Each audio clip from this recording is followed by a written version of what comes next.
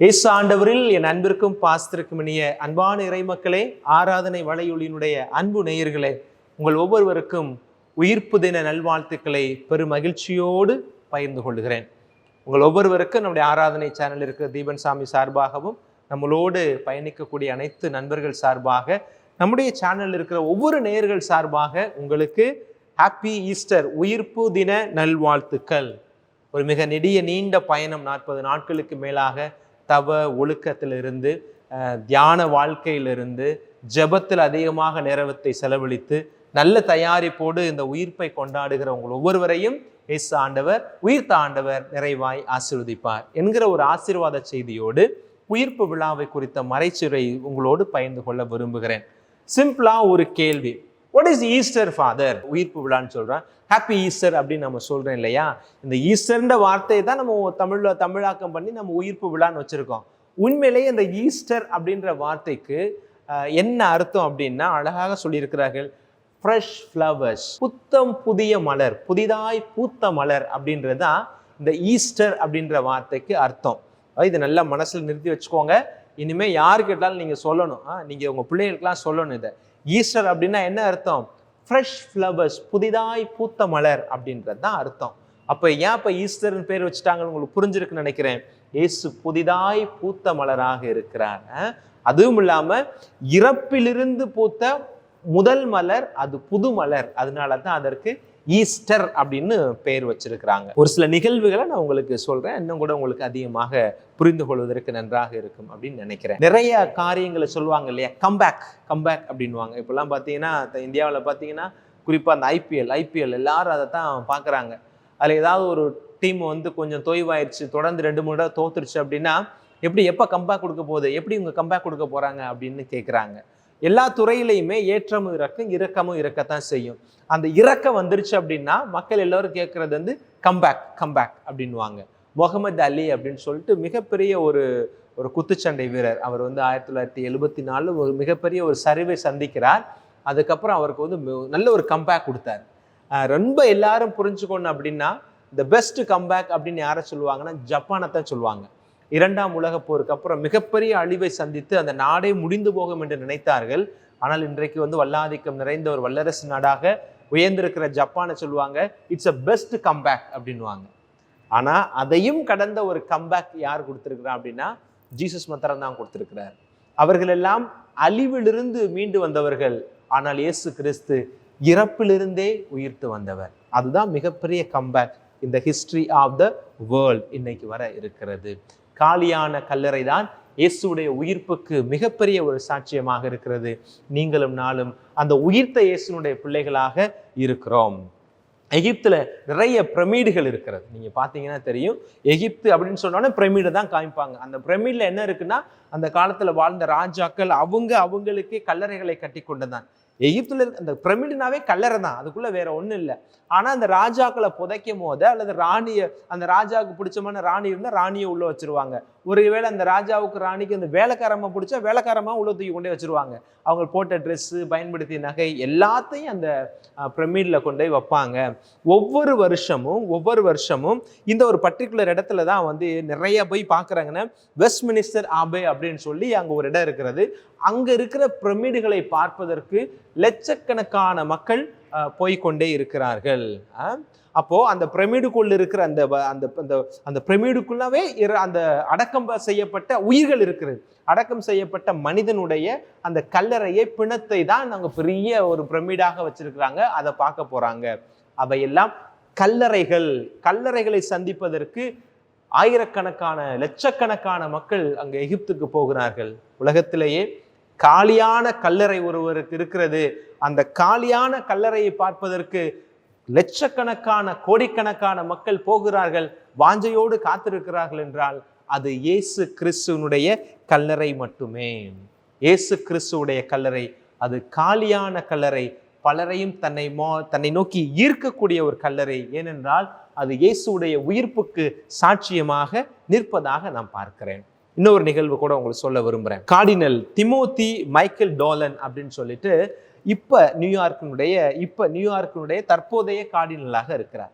அவர்கிட்ட ஒரு முறை ஒரு இன்டர்வியூ கேட்குறவங்க கேட்குறாங்க, கர்தினல், உங்களுடைய வாழ்க்கையில நீங்கள் பார்க்கக்கூடிய உங்களோடு இருக்கக்கூடிய மனிதர்கள்ல உங்களை அதிகமாக இம்ப்ரெஸ் பண்ண ஒரு மனிதர், உங்களை அதிகமாக உங்களுக்கு உத்வேகப்படுத்தக்கூடிய மனிதர் யாராவது ஒருத்தரை பத்தி சொல்லுங்க அப்படின்னு சொல்லி இன்டர்வியூல கேட்குறாங்க. The most inspiring personality of your life யாரை நீங்க சொல்லுவீங்க அப்படின்னு சொல்லி கேட்டாங்க. உங்களோட வாழுகிற மனிதர்கள் உங்களை அதிகமாக இன்ஸ்பயர் பண்ண ஆள் யார் அப்படின்னு கேட்கும் போது கர்தினல் அழகாக சொன்னார். கர்தினல் திமோத்தி மைக்கேல் டோலன் சொன்ன வார்த்தை, that is none other than my Jesus Christ. That is none other than my Jesus Christ. அப்போ இன்டர்வியூ கேட்கிறவர் உடனடியாக எதிர்கேள்வி கேட்கிறார். கர்தினல், நான் கேட்ட கேள்வி உங்களுக்கு நல்லா புரிந்ததான்னு தெரியல, I will repeat my question அப்படின்னு சொல்லிட்டு சொன்னாரு. இன்றைக்கு வாழுகிற இந்த சமூகத்தில் இருக்கிறவர்கள்ல வாழக்கூடிய மனிதர்கள் உங்களை அதிகமாக இன்ஸ்பயர் பண்ணவர் தான் நான் கேட்கிறேன் அப்படின்னும் போது அவர் சொன்னாரு, என் இயேசு என்னோடு வாழுகிறார், எனக்குள் வாழுகிறார். He is a living God and he is a living human அப்படின்னு அவர் சொன்னாராம். உயிர்த்த ஆண்டவர் உங்களோடும் என்னோடும் எப்போது வாழ்ந்து கொண்டிருக்கிறார். அதைத்தான் கர்தினல் உறுதியாக சொன்னார். He is living among us, he is living with me, he is my role model, he is my inspiring personality அப்படின்னு அவர் சொல்றார். சரி, இயேசுடைய உயிர்ப்புக்கு எது எல்லாம் சாட்சியாக இருக்கிறது? இப்போ இயேசுடைய உயிர்ப்புக்கு அப்புறம் நிறைய குளறுபடிகள் நடந்துச்சு இல்லையா? ரோமை ஆளுநர்களும் சரி, பரிசேயர்களும் சதுசேயரும் என்ன செய்யறாங்க, நம்முடைய திருத்தூதர்களை கூப்பிட்டு மிரட்டி வைக்கிறாங்க. களவாண்டுட்டு போனாங்கன்னு சொல்லுங்க அப்படின்னு சொல்லி காவலர்களை சொல்றாங்க. இயேசுடைய உடலை அவருடைய திருத்தூதர்கள் நண்பர்கள் குடும்பத்தார்கள் நைட்டா பரட்டி கொண்டுட்டு போயிட்டாங்க, அப்படி நீ தான் சொல்லணும் அப்படின்னு சொல்லி காவலர்களை நிந்திக்கிறார்கள். அப்புறம் இயேசுடைய சீடர்களை அடிக்கிறாங்க, போட்டு துன்பப்படுத்துறாங்க. அப்போ இந்த நிலையில என்னதான் நடந்துச்சு? இயேசுடைய உயிர்ப்பு உண்மை அப்படின்றதற்கு கத்தோலிக்க திருச்சபை காட்டுகின்ற சாட்சியங்கள் என்ன? முதல் சாட்சியம், ஆண்டவர் இயேசுடைய வார்த்தை என்ன சொன்னாரு? யோவான் நற்செய்தி 2வது அதிகாரத்தின் 19வது வசனம், இந்த ஆலயத்தை இடித்து விடுங்கள், 3 நாளில் நான் கட்டி எழுப்புவேன் என்று இயேசுவே சொன்ன வார்த்தை முதல் சாட்சியமாக பார்க்கப்படுகிறது. கிட்டத்தட்ட ஒரு 6-7 சாட்சியத்தை வச்சிருக்கிறேன், ஒன்னொன்னா நான் உங்களுக்கு சொல்றேன். அப்ப ஆண்டவருடைய வார்த்தை தான் முதல் சாட்சி. அப்ப 2வது சாட்சி என்ன? இன்ன வரைக்கும் பேசணும் இல்லையா? காலியான கல்லறை. கல்லறையில் இருந்த உடலை எடுத்துக்கொண்டு சென்று விட்டார்கள். காலியான கல்லறையை காவல் காத்தவர்கள் எத்தனை பேர்? 16 பேர் காவல் காத்திருக்கிறாங்க. 16 பேருடைய காவலையும் கடந்து பயந்து போய் ஒடுங்கி போயிருந்த சீடர்களா களவாண்டிருப்பாங்க? வாய்ப்பே இல்லை. அப்ப என்னாச்சு? அதற்கான ப்ரூஃப் அவங்கள்ட்ட இல்லை, அவங்களால அதை நிரூபிக்கவே முடியவில்லை. இயேசுடைய உடலை எங்கு எடுத்து கொண்டு போனார்கள், யார் எடுத்து கொண்டு போனார்கள் அப்படின்ற ப்ரூஃப் எதுவுமே இல்லாததுனால உயிர்த்தார் என்பதில் உண்மையாக இருக்கிறது, அது உண்மையானதும் இருக்கிறது அப்படின்றத அந்த இடத்துல பதிவு செய்கிறோம். இதை லூக்கா நற்செய்தி 24வது அதிகாரத்தில் இருக்கிற 3வது வசனத்துல பார்க்கிறோம். மகதலேன் மரியாம் போறாங்க, அப்புறம் ராயப்பர் போய் பார்த்து அந்த காலியான கல்லறையை உறுதி செய்கிறார்கள். இது ஒரு சாட்சியாக இருக்கிறது இயேசு உயிர்த்து விட்டார் என்பதற்கு. 3வது, திருத்தூதர்களுடைய மாற்றம். லூக்கா நற்செய்தி 24வது அதிகாரத்துல 21வது வசனத்தை எடுத்து வாசிங்க. யோவான் நற்செய்தி 20ல் இருக்கிற 19 வாசிங்க. ஒரு பயந்த ஒரு குழுவாகத்தான் இருக்கிறாங்க. இயேசு அடிபடுகிற பொழுது எல்லோரும் சிதறி ஓடி போனார்கள். அடிக்கிறத பார்த்துட்டே ஓடினவங்க சிலுவையில் இறந்தக்கு அப்புறம் முழுமையாக நம்பிக்கை போய்விட்டது, பயம் முழுமையாக ஆட்கொண்ட மனிதர்களாக இருக்கிறார்கள். அப்படிப்பட்டவருங்க இறந்ததுக்கு அப்புறம் பாடி எடுக்க எப்படி வர முடியும்? முழுமையாக பயத்தினால் ஆட்கொள்ளப்பட்டவர்கள். ஆனால் இயேசு உயிர்த்த பிறகு அவர் ஆங்காங்கே தோன்றி சீடர்களை உற்சாகப்படுத்தி திடப்படுத்திய பிறகு, பெந்தகோஸ்தே அனுபவத்தை கொடுத்த பிறகு அந்த சீடர்களில் ஏற்பட்ட மாற்றம் இயேசு உயிர்த்தார் என்பதற்கு சாட்சியமாக நிற்கிறது. 3. 4வது, ஏற்கனவே சொன்னதை கொஞ்சம் மாத்தி சொல்றேன், நிரூபிக்க முடியாத நிராகரிப்பு. இயேசு உயிர்த்தார் என்பதற்கு காலியான கல்லறையை நாம் காட்டுகிறோம். உயிர்த்தார் என்பதற்கு அவருடைய வார்த்தையை சொல்லுகிறோம். உயிர்த்தார் என்பதற்கு சீடர்களுடைய வாழ்க்கை முன்னுதாரணமாக நிற்கிறது. நிராகரிப்பதற்கு, அதை டிஸ்ப்ரூவ் பண்ணுவதற்கு படை இருந்தும் பணம் இருந்தும் அதிகாரம் இருந்தும் அதிகார வர்க்கத்தால் அதை டிஸ்ப்ரூவ் பண்ண முடியல, அதற்கான முன்முனைப்பை அவர்கள் எடுக்க முடியல அப்படின்றது 4வது ஒரு சாட்சியாக வருகிறது. ஆதி கிறிஸ்தவர்களின் துணிச்சலான உயிர் தியாகம் அதை நம்ம மறந்துடக்கூடாது. அப்போ புதிதாக கிறிஸ்துவை ஏற்றுக்கொண்டவர்கள் சிலுவையில் அறைந்து கொல்லப்பட்ட ஒரு மனிதனை இவர்கள் கடவுளாக ஏற்கிறார்கள். தன்னுடைய வாழ்க்கையினுடைய முன்மாதிரியாக, தன்னுடைய ஆன்மீகத்தினுடைய வழிகாட்டியாக கொண்டிருக்கிறார்கள் என்று சொன்னால், சிலுவையில் அறைந்த மரித்த அந்த மனிதனால் முடியாது. அதையும் கடந்த ஏதோ ஒன்று நடந்திருக்கிறது. அதுதான் உயிர்ப்பு. அந்த உயிர்த்த இயேசுவில் கொண்ட நம்பிக்கை தான் இந்த புதிய கிறிஸ்தவர்களுக்கு உயிர்த்தாகம் கொடுக்கக்கூடிய சக்தியை தந்தது. அப்படின்னா ஆதி கிறிஸ்தவருடைய உயிர்த்தாகம் இயேசு உயிர்த்தார் என்பதற்கு சாட்சியாக கொண்டலாம். அப்ப நிறைய பேருடைய கன்வர்ஷனை சொல்லலாம். குறிப்பா பவுலடியாருடைய மனமாற்றம் இயேசு உயிர்த்தார் என்பதற்கு மிகப்பெரிய ஒரு சாட்சியமாக நான் பார்க்கிறேன். 7வதாக, அப்போ அந்த ஒளியால் ஆட்கொண்ட ஆண்டவர் பவுலை பார்த்து சொன்ன காரியம் என்ன? நீ துன்புறுத்தும் உயிர்த்த ஆண்டவர் நானே. அந்த இயேசு கிறிஸ்து தன்னை வெளிப்படுத்துகிறார். அந்த இடத்துல சொல்லும் போது தன்னுடைய உயிர்ப்பினுடைய வல்லமையை, தன் உயிர்த்தலை அவர்களுக்கு உறுதிப்படுத்துகிறார். அதைத்தான் பவுலடியார் உயிர்த்த ஆண்டவரை பத்தி தான் தொடர்ந்து பேசுகிறார். இது வேற ஒரு திருத்தூதர்கள் பேசியிருந்தா கூட இதை நம்ம சாட்சியமாக கொள்ள முடியாது. இயேசு உயிர்த்து விட்டார் என்பதற்கு. யார் சொல்றா? முழுக்க முழுக்க இயேசுவை கொல்ல வேண்டும், அவரை நம்புகிறவர்களை கொன்றளிக்க வேண்டும். கத்தோலிக்கம் அந்த திருச்சபையில கிறிஸ்து என்கிற பெயர் உச்சரிக்கப்படக்கூடாது, யூதம்தான் நிலைத்து நிற்க வேண்டும். கமலுடைய காலடியிலிருந்து கற்ற என்னுடைய ஞானத்திற்கு முன்பாக இவர்கள்லாம் ஒன்றுமில்லை. அழித்தொழிக்க குதிரையிலே பயணித்தவனை ஒளியால் ஆட்கொண்ட ஆண்டவர் சவுலை பவுலாய் மாற்றிய பிறகு சவுல் பயன்படுத்துகிற ஒவ்வொரு வார்த்தையுமே இயேசு உயிர்த்தார் என்பதற்கு சாட்சியமாகிறது. அவர் எடுத்து வைக்கிற ஒவ்வொரு அடியுமே, அணுகுமுறையுமே இயேசு உயிர்த்தார் என்பதற்கு சாட்சியமாக மாறுகிறது என்று 7 சாட்சியங்களை உங்களுக்கு முன்பாக இந்த நேரத்தில் நான் சொல்ல விரும்புகிறேன். இதை கடந்து தலையில வச்சிருந்த துணின்னு நீங்க சொல்லலாம், மகதலா மரியாருடைய விட்னஸை நீங்க சொல்லலாம், ராயப்பருடைய விட்னஸை சொல்லலாம். ஆனால் இந்த 7 காரியங்களை பிரதானமான ஒரு சாட்சியமாக நான் பார்க்கிறேன். இல்லை ஃபாதர், இதை கடந்து இன்னும் நிறையா இருக்கு அப்படின்னா நீங்கள் தயவு செஞ்சு கமெண்ட்ஸில் கீழே பதிவு செய்யுங்க. நம்முடைய வாசகர்களுக்கு ஒரு சில பேர் நல்ல கமெண்ட்ஸ்லாம் சில இடத்துல கொடுக்குறாங்க. நானே அதை பார்த்து ரசிப்பது உண்டு, அதனை ஏற்றுக்கொள்வதும் உண்டு. நீங்களும் சொல்லலாம், இல்லை ஃபாதர் இந்த 7 கடந்து இன்னும் இருக்கிறது, இன்னும் 7 இருக்குதுன்னா கூட இன்னும் 14 கூட நீங்கள் சொல்லுங்கள். அடுத்த ஆண்டு எனக்கு ஒரு வாய்ப்பு கிடைக்கிற பொழுது கட்டாயம் அதை நம்முடைய மக்களுக்கு இறை செய்தியாக, உயிர்ப்பு செய்தியாக என்னால் வழங்குவதற்கு முடியும் என்பதை சொல்ல விரும்புகிறேன். சரி, இப்ப இயேசு உயிர்த்தார் என்பதற்கு 7 சாட்சியங்கள் சொல்லப்பட்டு விட்டது. 7 என்பது ஒரு நிறைவு அப்படின்றதுனாலையும் ஒரு 7 காரியத்தையாவது நம்மால் நினைவில் வைத்துக் கொள்ள முடியும். இந்த 7லயே எனக்கு 3 தான் ஃபாதர் நினைவு இருக்கும் அப்படின்னு சொல்லக்கூடியவர்களும் இருக்கிறாங்க. அதனால நிறைய சாட்சியங்களை கொடுத்து மக்களுடைய மனதை குழப்புவதை காட்டிலும் இந்த 7க்குள்ள நிறைவு செய்து இந்த 7ல் எது உங்களுக்கு உகந்ததாக புரிந்து கொள்வதற்கும் நினைவில் வைத்துக் கொள்வதற்கும் எளிமையாக இருக்கிறதோ அதில் உள்ளத்தில் இருத்துங்கள், அதை பிறரோடு பகிருங்கள். இது முதல் செய்தி. 2வது, இயேசு உயிர்த்ததுனால எனக்கு என்ன நடந்துச்சு? ஃபாதர், இப்ப இயேசு உயிர்த்திட்டார் அப்படின்றதுக்கு 7 சாட்சியை சொல்றீங்க, நான் ஏத்துக்கிறேன், இயேசு உயிர்த்திட்டார். இயேசு உயிர்த்தார்ன்றதுனால எனக்கு என்ன நடக்க போகுது? அந்த இயேசு உயிர்த்தார்னு சொல்றதுனால இதுவரை என்ன நடந்திருக்கு அப்படின்ற ஒரு கேள்வி வந்துச்சுன்னா அதற்கு முதல் பதில், இயேசுடைய உயிர்ப்பு நம் நம்பிக்கையின் அடித்தளமாய் மாறி போனது. இயேசுடைய உயிர்ப்பு நம்பிக்கையின் அடித்தளமாய் மாறி போனது. இன்னைக்கு எத்தனையோ மதங்கள் சமூகத்துல எத்தனையோ சமயங்கள் இருக்கின்றன. நம்ம அதிகமாக உறவு கொள்ளக்கூடிய, அன்றாடம் காணக்கூடிய இஸ்லாமிய நண்பர்கள், இந்து சகோதரர்கள், அவருடைய மதங்களையும் பாருங்கள், அவருடைய சமய கோட்பாடுகளை, நம்பிக்கையை பாருங்கள். நம்ம யாரையும் குறைத்தோ கூட்டவோ சொல்ல விரும்பல. அவரவர்களுடைய நம்பிக்கையில் அவர்களுக்கு ஆழம் இருக்கிறது. ஆனால் கொஞ்சம் அறிவியல் பூர்வமாக மதிநுட்பமா நம்ம அணுகி பார்த்தோம் அப்படின்னா இந்த கிறிஸ்தவத்தின் அடிநாதமாக இருக்கிற இயேசுடைய உயிர்ப்பு ஒரு தனித்துவமான ஒன்றாக இருக்கும். அவர் பிறந்தார், வாழ்ந்தார், இறந்தார், உயிர்த்தார். அதுதான் கிறிஸ்துவனுடைய நம்ம விசுவாசத்தினுடைய மறைபொருளாக நாம சொல்லுகிறோம். 1 கொரிந்தியர் 15வது அதிகாரத்துல 14வது வசனம் வாசிங்களே. கிறிஸ்து உயிருடன் எழுப்பப்படவில்லை என்றால் நாங்கள் பறைசாற்றிய நற்செய்தியும் நீங்கள் கொண்டிருந்த நம்பிக்கையும் பொருளற்றதாய் மாறியிருக்கும். இயேசு உயிர்க்கவில்லை என்றால் நல்ல மனிதராக அவர் அறியப்பட்டிருப்பார். உயிர்த்ததால் அவர் கடவுளாய் மாறி போனார். அதான் உண்மை. முதல்ல வாசிக்கிறேன். 1 கொரிந்தியர் 14:15 பாருங்க.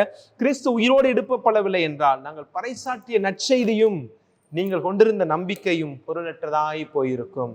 இயேசு உயிர்த்ததினால்தான் எங்களுடைய வார்த்தைக்கும் எங்களுடைய பிரசங்கத்துக்கும் ஒரு பொருளே கிடைச்சிச்சு. நான் அப்படிதான் யோசிக்கிறேன். ஒருவேளை இயேசு உயிர்க்காம அந்த கல்லறையோடு அவர் வாழ்க்கை முடிஞ்சிருந்துச்சு அப்படின்னா, இன்னைக்கு இயேசுடைய கல்லறை அந்த பிரமிடை பார்க்க போறது மாதிரி ஒரு குறிப்பிட்ட சாரார் மக்கள் பார்க்க போயிருப்பாங்க. இயேசு உயிர்க்கவில்லை அப்படின்னா ஒரு நல்ல மனிதராக இன்னைக்கு பல பேர் அவரை ஏற்றிருப்பாங்க. Is a good role model. ஒரு மனுஷன் எப்படி வாழணும் அப்படின்றதுக்கும் ஒரு ரோல் மாடலாக அவர் எடுத்திருப்பாங்க. ஒரு புரட்சியாளனாக இருந்தால் அவன் எப்படி இருக்க வேண்டும் அப்படின்றதுக்கு இயேசுவை ரோல் மாடலாக எடுத்திருப்பாங்க. இன்னைக்கு எப்படி நம்ம சேக்குவராவை பற்றி பேசுகிறோமோ, எப்படி விடுதலை புலிகள் தலைவர் பிரபாகரனை பற்றி நம்ம பேசுகிறோமோ, அது போன்ற அந்த தலைவர்களுக்கு மத்தியில் ஒருவராக அவர் இருந்திருப்பார் நம்ம ஆண்டவர் இயேசு. ஆனால் அவர் கிறிஸ்துவாக மாறியதனால்தான் நம்முடைய சமயத்தினுடைய நம்பிக்கையின் அடிநாதமாக மாறி போகிறார். இயேசு உயிர்த்ததினால்தான் இன்று உலகமே அவர் பெயரை ஒரு இறையியல் அடிப்படையில் ஆன்மீகத்தினுடைய ஒரு அடிநாதமாய் இயேசு மாறி போனார். ரோமியர் திருமுகம் 10வது அதிகாரத்துல 9வது வசனம், இயேசு ஆண்டவர் என வாயார அறிக்கையிட்டு இறந்த அவரை கடவுள் உயிர்த்தெழச் செய்தார் என நீங்கள் உள்ளூர நம்பினால் மீட்பு பெறுவீர்கள். அப்போ இயேசு கிறிஸ்துவை நம்புவதோடு மட்டும் நமக்கு வாழ்க்கை வந்து விடாது. அது என்ன செய்யணும்? we should proclaim, நம்ம அறிவிக்கணும். அதைத்தான் ஆதி கிறிஸ்தவர்கள் செய்து கொண்டே இருந்தார்கள். தன் பெற்ற நம்பிக்கையை அவர்கள் அறிவிக்கிறார்கள். அதான் பவுலுடைய சொல்றாரு இல்லையா, அந்த வார்த்தை என்பது எனக்குள்ள வந்து எலும்பு மச்சைகள் அப்படியே முட்டிக்கிட்டு நிக்குது, அதை நான் சொல்லாம என்னால இருக்க முடியல அப்படின்னு சொன்னார் பார்த்தீங்களா. அதுதான் உயிர்த்த ஆண்டவர். உயிர்த்த ஆண்டவர் அனுபவம் என்பது தன்னகத்தை மட்டும் கொண்டிருக்கக்கூடிய ஒன்று அல்ல, பெற்ற அனுபவத்தை பிறரோடு பகிர்வதில் இருக்கிறது அப்படின்றது தான் ரோமை 10:9 சொல்லுகிறது. நம் ஆண்டவர் இயேசு கிறிஸ்து அவரை வாயார அறிக்கையிட்டு இறந்த அவரை கடவுள் உயிர்த்தெழச் செய்தார் என நீங்கள் உள்ளூர நம்பினால் மீட்பு பெறுவீர்கள். அப்ப கிறிஸ்துவுடைய உயிர்த்த ஆண்டவரில் கொண்டிருக்கிற நம்பிக்கை தான் நம்முடைய மீட்புக்கு ஒரு வழியாக அமைகிறது. ஆக நமது அடித்தளம் உறுதியானது. இன்னைக்கு யோசிச்சு பாருங்க, இன்னைக்கு கத்தோலிக்க திருச்சபை எவ்வளவு பிரச்சனைகளை சந்திக்கிறது தெரியுமா? அல்லது எத்தனை பிரச்சனைகளை சந்தித்து வந்திருக்கிறது தெரியுமா? சிசம் அப்படின்னு சொல்றாங்க இல்லையா, பல்வேறு விதமான தப்பறை கொள்கைகளை சந்தித்து வந்திருக்கிறது, சிலுவை போர்களை சந்தித்திருக்கிறது. இன்றைக்கு பார்க்கிறோம்னா குருக்களுடைய வாழ்க்கையின் மூலமாக ஒரு தவறான பிம்பம் வெளியே போகுது. அதை அதிகார துஷ்பிரயோகத்தினால திருச்சபை எவ்வளவோ பழிச்சொல்லுக்கும் கேள்விக்கும் விவாதத்துக்கும் உட்படுத்தப்படுகிறது. இதெல்லாம் நடக்கிற போது திருச்சபை அவ்வளவுதான் நினைக்கக்கூடிய மனிதர்கள் இருக்கிறார்கள். அது ஒருபோதும் நடக்காது. காரணம், அடித்தளம் அவ்வளவு உறுதியான ஒன்றாக இருக்கிறது. ஒரு கட்டடத்துக்கு அடித்தளம் தாங்க ரொம்ப முக்கியம். அது அன்னைக்கே இயேசு ஆண்டவர் போட்டு கொடுத்துட்டு போயிட்டாரு. அதுக்கப்புறம் வந்து ஆதி கிறிஸ்தவர்களும் திருத்துதர்களும் அதை ரொம்ப உறுதியாக்கிட்டாங்க. எவ்வளவு பிரச்சனைகள் வந்தாலும் இது இயேசு ஆண்டவர் உருவாக்கிய திருச்சபை, உயிர்த்த ஆண்டவர் உருவாக்கிய திருச்சபை. இவற்றில் சேதாரங்கள் இருந்தாலும் இதை அழிப்பதற்கு யாருக்கும் உரிமையும் இல்லை, எவராலும் முடியாது.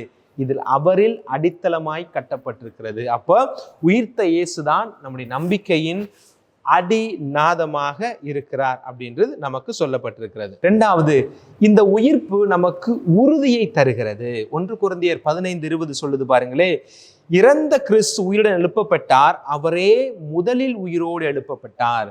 இது அனைவரும் உயிருடன் எழுப்பப்படுவர் என்கிற உறுதியை நமக்கு தருகிறது. தொடர்ந்து யோவான் நற்செய்தியில 11வது அதிகாரம் 25, 26 வசனத்தையும் உங்களுக்கு நான் மேற்கோளாக காட்ட விரும்புகிறேன். என்னது?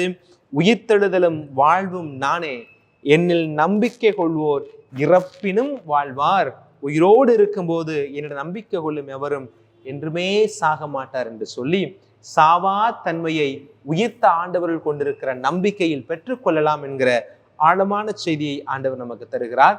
நம் உயிர்ப்புக்கு உறுதி தருகிறது. அப்போ உயிர்ப்பு என்பது ஒரு புதிய கான்செப்ட். அது எவராலும் எல்லாராலும் புரிந்து கொள்ள முடியாது. அப்ப எவ்வளவு சொன்னாலும் விளங்கி கொள்ள முடியாத, இதற்கு முன்பாக யாருக்குமே நடக்கவில்லை என்பதனால் இயேசு எத்தனை முறை சொன்னாலும் சீடர்களும் புரிந்து கொள்ளவில்லை, அவருடைய வார்த்தையை கேட்ட மக்களும் புரிந்து கொள்ளவில்லை. அவர் முதன்முறையாக உயிர்த்து அந்த உயிர்ப்பு என்கிற ஒரு செய்தியை நம் ஒவ்வொருவருக்கும் அதை திறந்து காண்பித்தார். எனக்கு கிடைத்த உயிர்ப்பு, என் மீது நம்பிக்கை கொண்டு விசுவாச வாழ்க்கை நிலைத்திருக்கிற உங்கள் ஒவ்வொருவருக்கும் என் ஆண்டவர் தருவார், என் தந்தையானவர் தருவார், உங்களுடைய இறப்புக்கு பின்பு இருக்கிற அந்த வாழ்க்கையின் மூலமாக அப்படின்ற செய்தியை இரண்டாவதாக சொல்லப்பட்டிருக்கிறது. மூணாவது என்னது? நம் வாழ்வின் வலி, வேதனை, கண்ணீருக்கு பதில் தருகிறது. இதுவும் கடந்து போகும் அப்படின்ற ஒரு செய்தியை உயிர்ப்பு நமக்கு தருகிறது. இப்போ நேற்றுலாம் நீங்கள் பார்த்துருப்பீங்க, புனித வெள்ளி அன்னைக்கு அல்லது சிலுவை பாதையில் பங்கெடுத்த பொழுது, அல்லது பேஷன் ஆஃப் கிரைஸ்ட் படம் பார்க்குற பொழுது, அல்லது வியாழக்கிழமை இரவு நற்கருணை ஆராதனையில் இருக்கிற பொழுது இயேசுப்பட்ட துன்பங்கள் எல்லாம் உங்களுடைய கண் முன்பாக வந்து சென்றிருக்கும் என்பதை நான் நம்புகிறேன். நீங்கள் கட்டாயம் தியானித்திருப்பீர்கள். அப்போ அவ்வளவு கஷ்டங்களும் கஷ்டத்தோடு அந்த வாழ்க்கை முடியாம அடக்கம் செய்யப்பட்ட பிறகு ஒரு புதிய வெளிச்சம் இருக்கிறது என்பதை ஆண்டோடைய உயிர்ப்பு நமக்கு சொன்னது. அப்போ துன்பத்தை குறித்து, வேதனைகளை குறித்து, அவச்சொல்லை குறித்து, வாழ்க்கையில் படுகிற கண்ணீரை குறித்து கவலைப்படுகிற நம் ஒவ்வொருவருக்கும் உயிர்ப்பு தருகிற செய்தி, இதுவும் கடந்து போம் அப்படின்ற ஒரு மேலான செய்தியை நமக்கு தருவதாக நான் பார்க்கிறேன். நாலாவதா ஒன்று சொல்லலாம், அதை நீங்க சேர்த்துக்கலாம். உயிர்ப்பு நம் ஜெபத்திற்கு பொருள் தருகிறது. என்ன தருகிறது? உயிர்ப்பு நம்முடைய ஜெபத்துக்கு பொருள் தருகிறது. மீண்டுமாக நினைவுறுத்துகிறேன், உயிர்ப்பு என்ன? முதல்ல உயிர்ப்பு கிறிஸ்தவ வாழ்க்கையின் அடித்தளமாக இருக்கிறது. உயிர்ப்பு நம் நம்பிக்கைக்கு உறுதியை தருகிறது.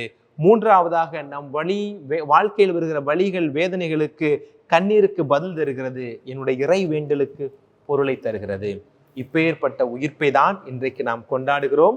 காரிருளில் நடந்து வந்த மக்கள் பேரொளியை கண்டார்கள் என்று சொல்லுகிறாரே, அந்த பேரொளியின் மக்களாக, ஒளியின் மக்களாக வாழ்வதான் உயிர்ப்பு நமக்கு தருகிற செய்தியாக இருக்கிறது. இன்னைக்கெல்லாம் நிறைய நீண்ட நெடிய வாசகங்கள் நீங்க கோயில்ல வாசிய கேட்டிருப்பீங்க. விடுதலை பயணத்திலிருந்து வாசிருப்பாங்க, எசேக்கியேல்ல இருந்து வாசிருப்பாங்க, தொடக்க நூல்ல இருந்து வாசிருப்பாங்க, அதுக்கப்புறம் 4வது வாசகம் புதிய ஏற்பாடு பவுலுடைய கடிதத்துல இருந்து வாசிருப்பாங்க. இப்படிலாம் வாசி வருகிற பொழுது நம்மளை அந்த அந்த அந்த இயேசுடைய அந்த பயண திட்டத்துல, கடவுளுடைய அந்த விடுதலை பயணத்துல, மீட்பு திட்டத்துல நம்ம பயணித்து வந்திருந்தோம் அப்படின்னா, நான் சொல்ற இந்த செய்தியெல்லாம் உங்களுக்கு எளிமையாக புரிந்து கொள்ளக்கூடிய ஒன்றாக இருக்கும். இறுதியான ஒரு செய்தி, உயிர்த்த ஆண்டவர் வாழ்க்கைக்கான வழியை நமக்கு சொல்லிக் கொடுத்து விட்டார். மீட்பை நம் கரங்களில் கொடுத்து விட்டார்.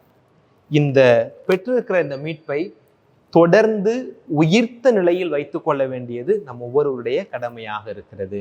40 நாள் நம்ம கடந்து வந்துட்டோம்.